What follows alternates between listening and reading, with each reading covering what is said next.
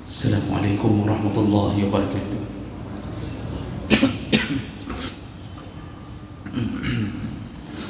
Innal hamdalillah nasta'inuhu wa nastaghfiruh wa na'udzu bihi min shururi anfusina wa min sayyiati a'malina.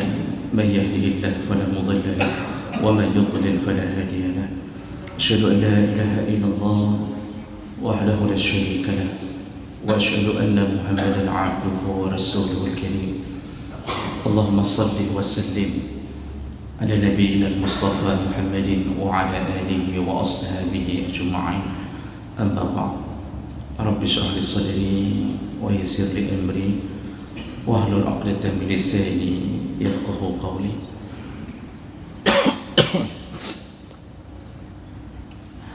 Segala puji bagi Allah,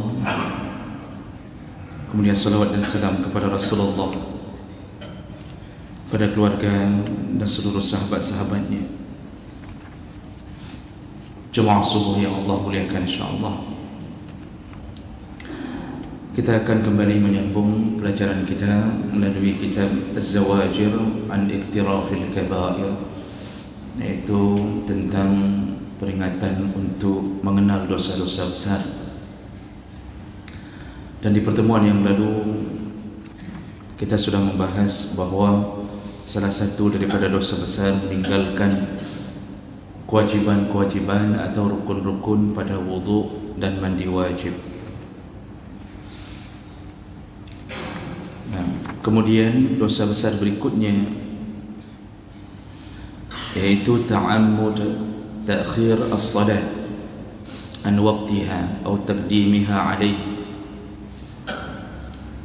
sengaja melalaikan salat dengan cara mengakhir-akhirkan salat atau sengaja salat sebelum waktunya datang. Jadi ini tentu menjadi pengetahuan yang sering kita dengarkan bahawa orang yang meninggalkan salat dengan sengaja maka dia telah mengumumkan kekafirannya. Kata Rasulullah sallallahu alaihi wasallam, "Man taraka as-salah muta'ammidan faqad kafara jiharan." Yang meninggalkan salat dengan sengaja, dia telah mengumumkan kekafirannya. Artinya, perbedaan kita dengan orang kafir adalah salat. Kalaupun kita tidak salat, maka kita telah mirip dengan orang kafir.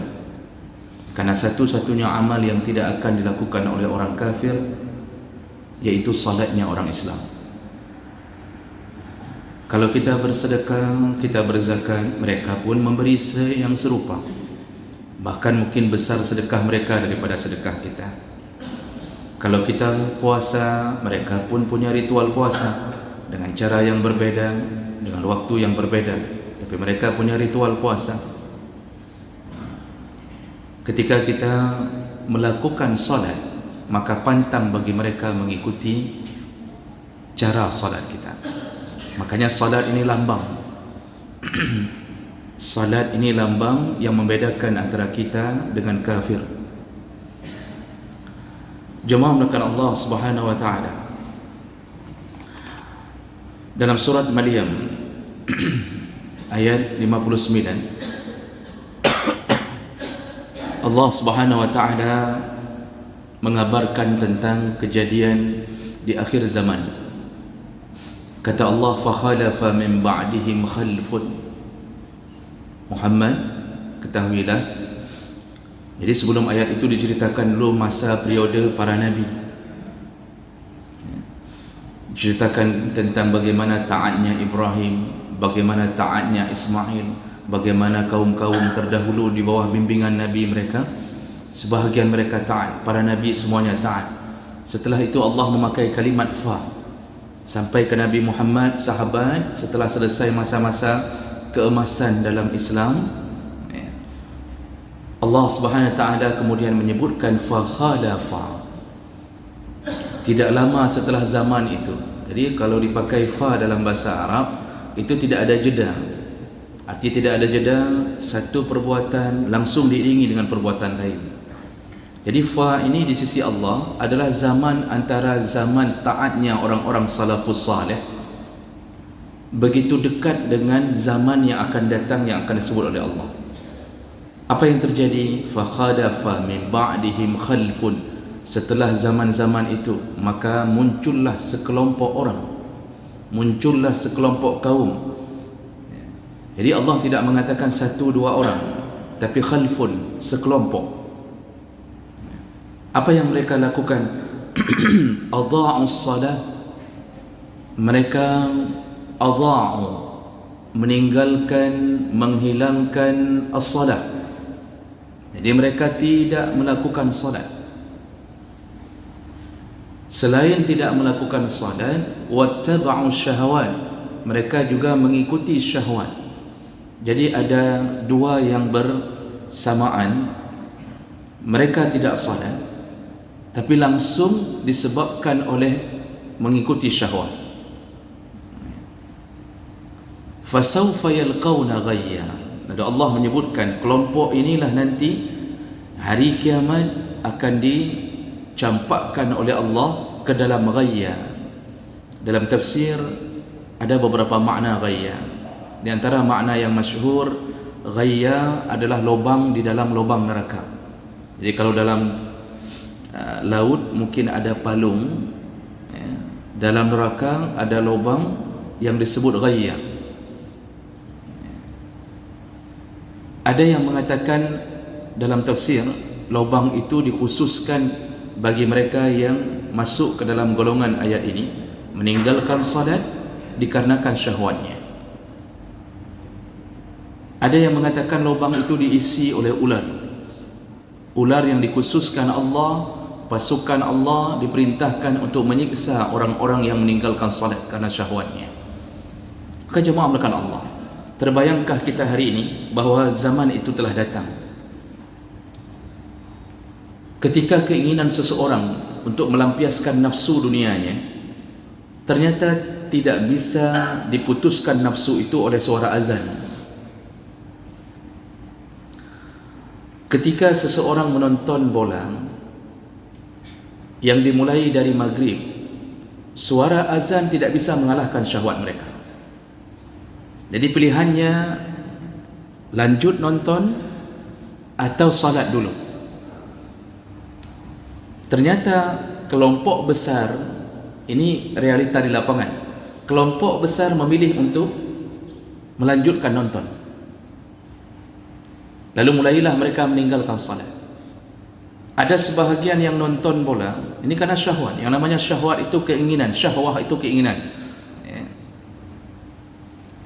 Ketika dia menonton bola di tengah malam, lalu kemudian berbunyi azan subuh, maka dia juga harus memilih antara salat atau tetap melanjutkan.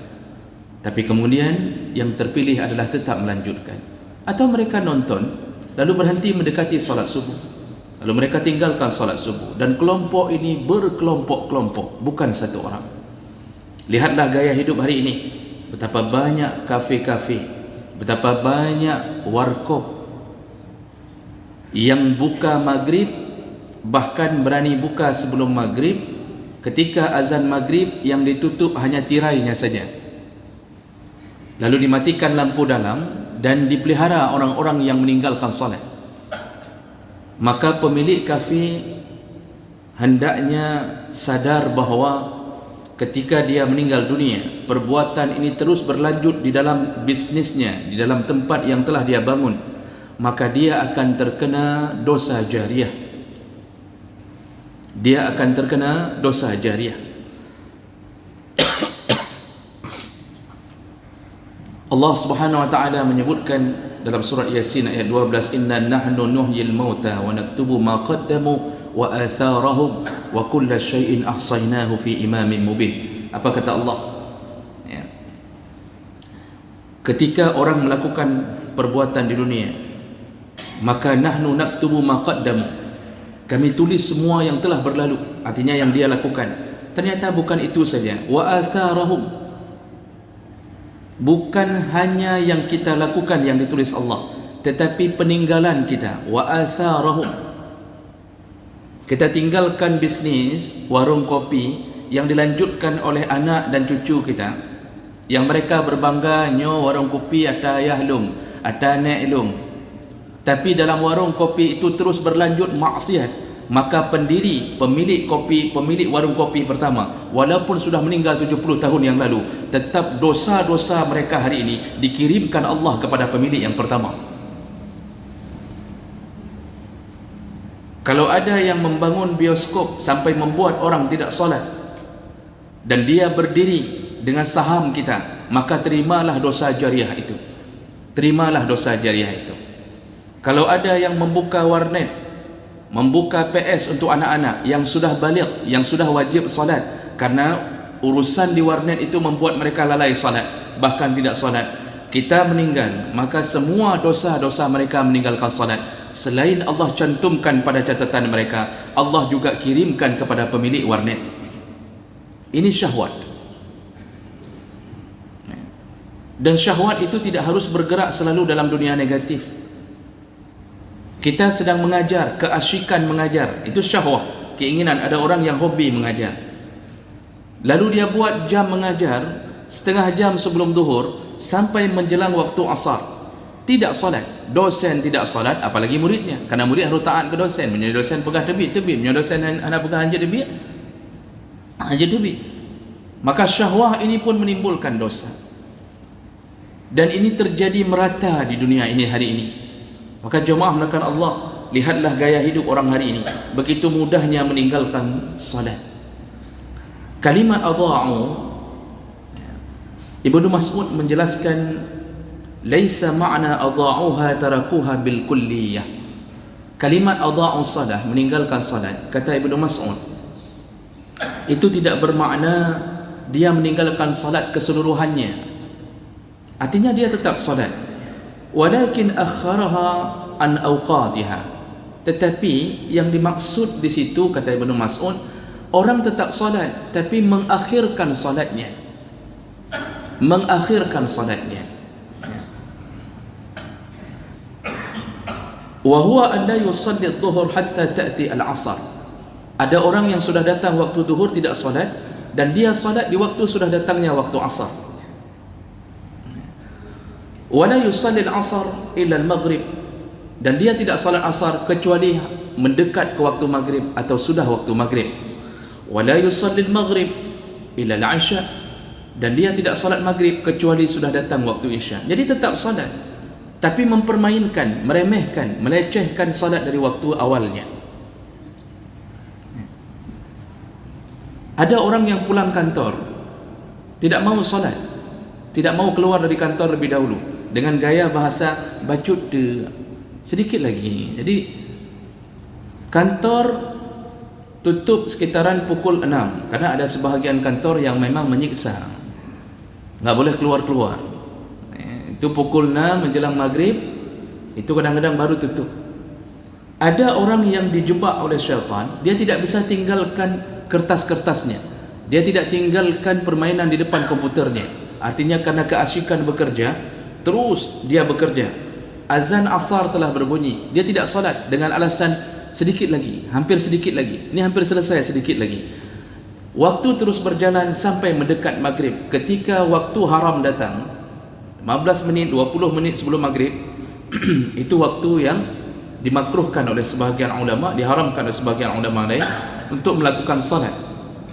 Disitulah dia mulai sibuk untuk berwuduk, hampir datang waktu maghrib, lalu dia salat dalam keadaan tergesa-gesa. Wala yazkurunallaha illa qalila, dan dia tidak ingat dalam salatnya kepada Allah illa qalila, kecuali hanya sedikit saja.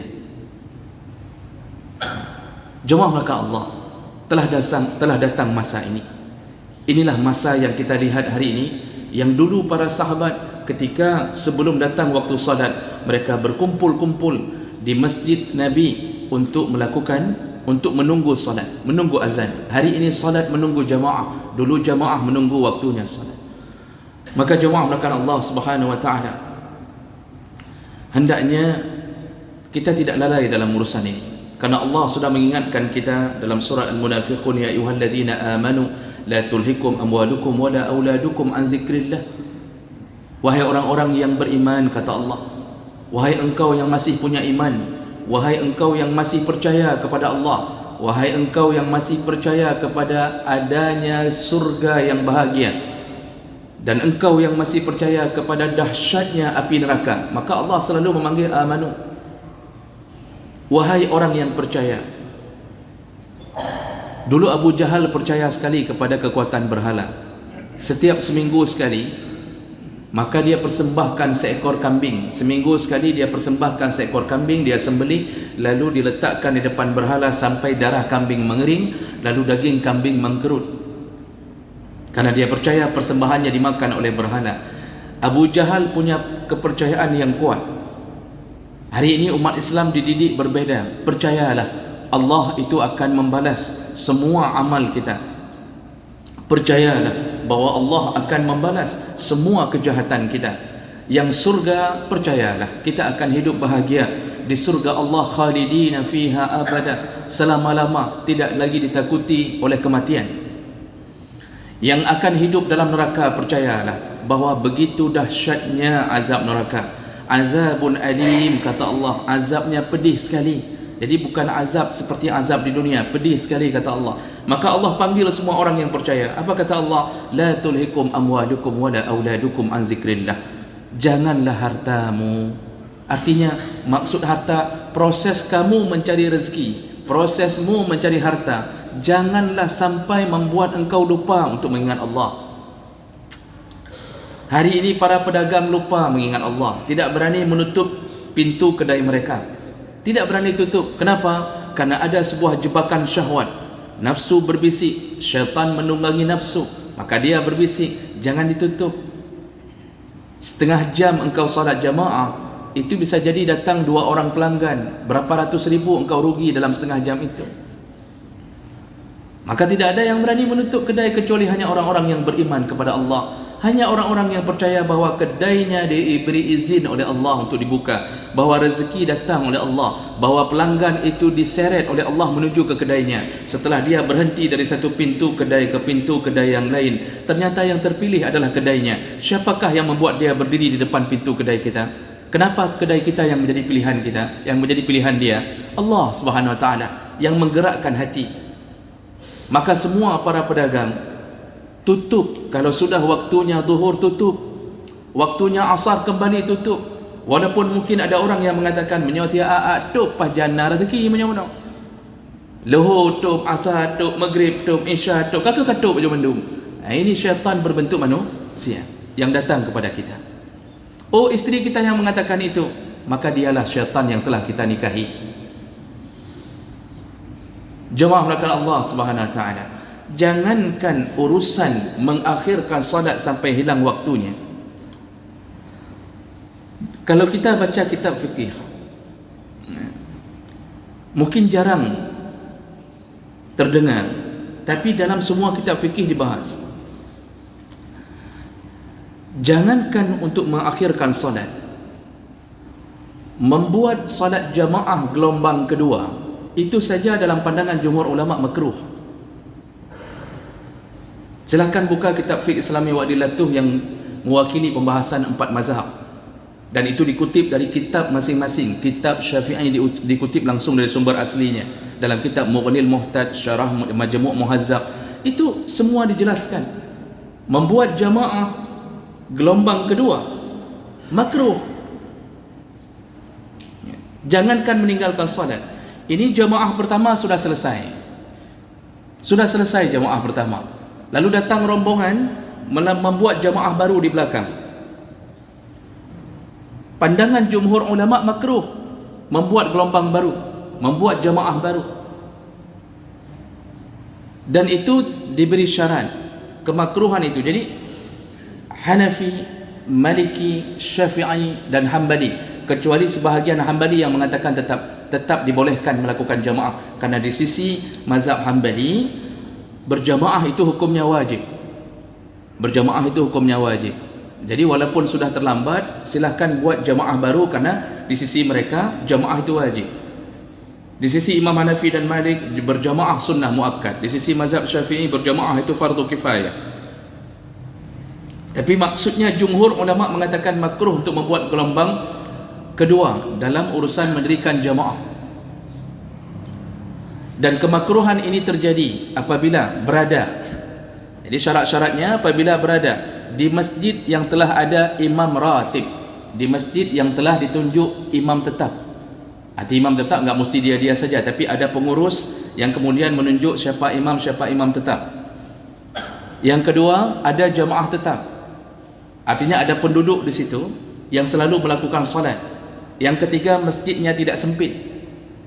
Karena kalau masjid sempit baru diizinkan untuk melakukan jamaah gelombang kedua.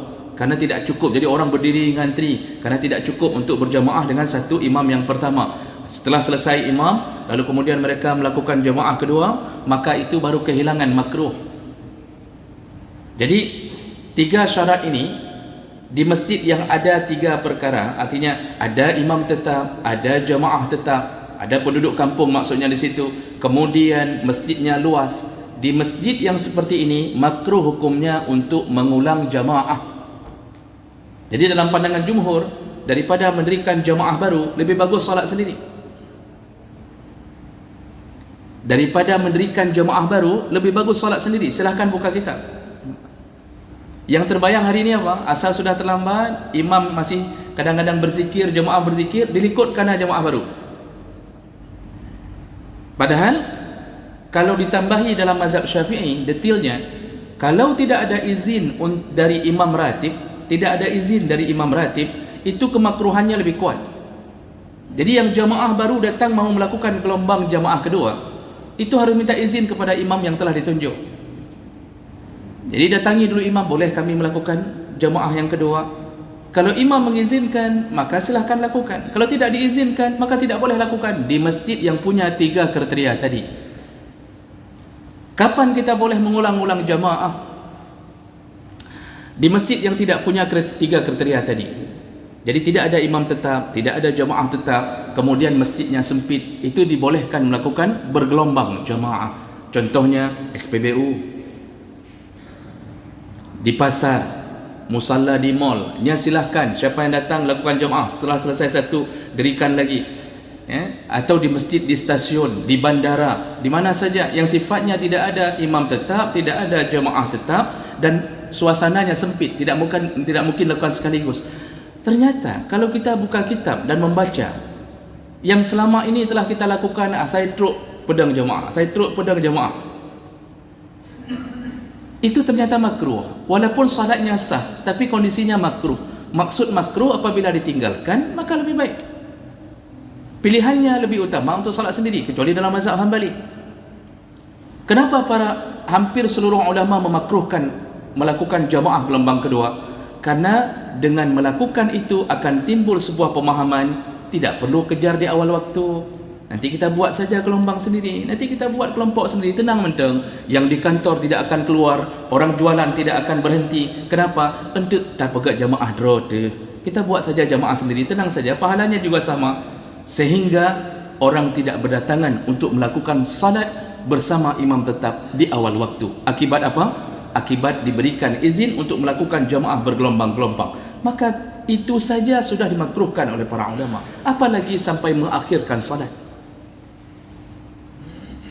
Maka seperti saya katakan tadi, orang kalau tidak baca kitab, itu kadang-kadang tidak mengutip dari sumber, sehingga memakai rasio sendiri, memakai logika sendiri, mengira bahwa enggak apa-apa terlambat, nanti kan kita bisa buat sendiri jamaah. Itu memakai logika sendiri, seakan-akan itu adalah perbuatan baik, padahal yang harus dikejar adalah salat berjamaah bersama imam tetap.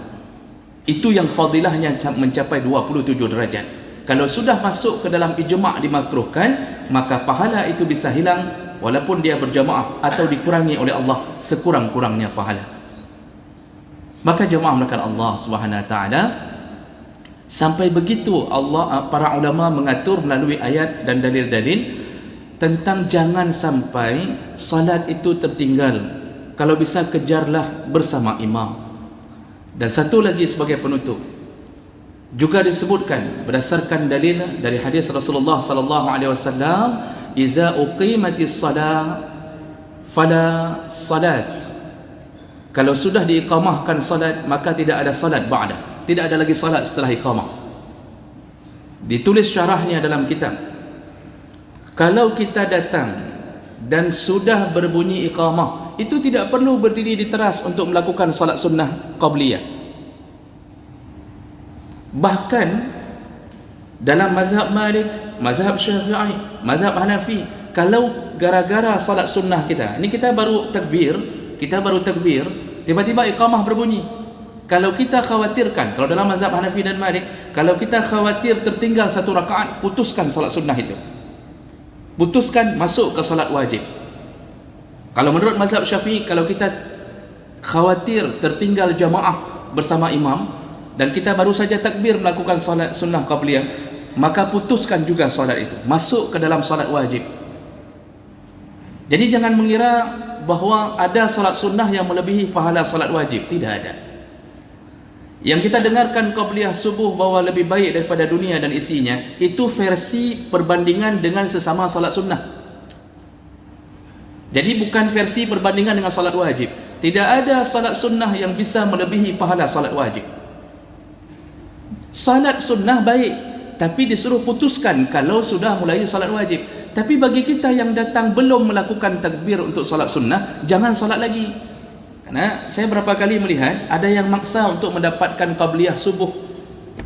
Di sini sudah iqamah, di belakang masih mulai takbir.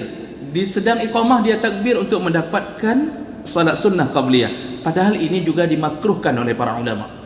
Berdasarkan hadis Nabi, kalau sudah bunyi iqamah, tidak ada salat.